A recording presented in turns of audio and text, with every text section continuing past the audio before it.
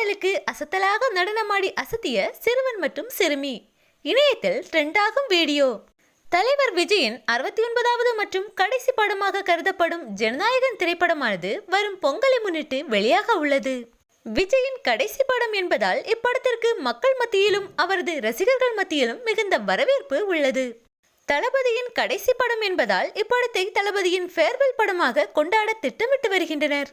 இந்நிலையில் இப்படத்தின் ஃபர்ஸ்ட் சிங்கிளான தளபதி கச்சேரி பாடலானது அண்மையில் வெளியாகி பட்டி தொட்டியெங்கும் கலக்கி வருகிறது.